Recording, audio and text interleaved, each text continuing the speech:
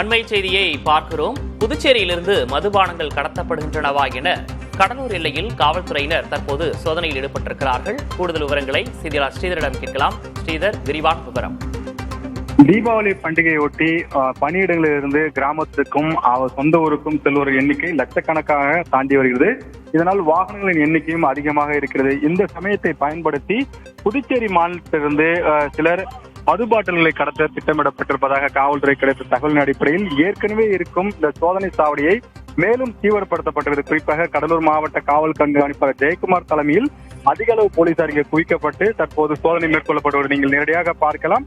மாவட்ட காவல் கண்காணிப்பாளரே அந்த பறிமுதல் செய்யப்பட்ட மது பாட்டில்களையும் சாராய பாட்டில்களையும் சம்பவ இடத்திலே அழித்து அதை கொண்டு வந்தவர்களை எச்சரித்து அனுப்புகிறார்கள். அதிகமாக மது பாட்டில்கள் புதுச்சேரி மாநிலத்திலிருந்து கொண்டு வந்தால் அவர்கள் கைது செய்யப்படுகிறார்கள்.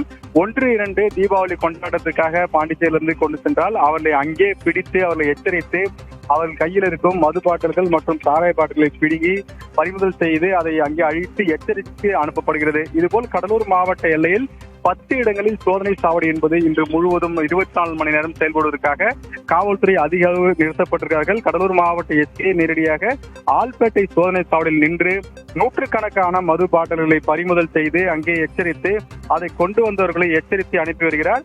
தீபாவளியை வீட்டில் கொண்டாட வேண்டும் என்றால் இதுபோல் நடவடிக்கைகள் மேற்கொள்ளக்கூடாது. சிறையில் கொண்டாட வேண்டும் என்றால் நீங்கள் இதுபோல் செயல்படுங்கள் என்று எச்சரிக்கும் அளவுக்கு தான் பலர் செயல்படுகிறார்கள். பேருந்தில் கொண்டு வந்தால் அது கண்காணிக்க மாட்டார்கள் என்ற நம்பிக்கையில் பலர் பேருந்துகளிலும் கொண்டு வருகிறார்கள். அவர்களை இறக்கி அவரிடமிருந்து மது பாட்டில்கள் உடனடியாக பறிமுதல் செய்யப்படுகிறது.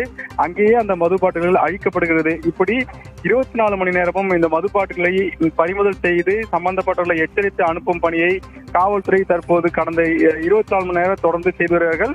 இந்த தொடர்ச்சியான நடவடிக்கை என்பது தீபாவளி முடிவும் வரை இருக்கும். அதன் பிறகு 1-2 காவலர்கள் தொடர்ச்சியாக அந்த பகுதியில் பாதுகாப்பு பணியிலும் சோதனை பணியிலும் ஈடுபட்டு வருவார்கள். கூடுதல் விவரங்களுக்கு நன்றி ஸ்ரீதர்.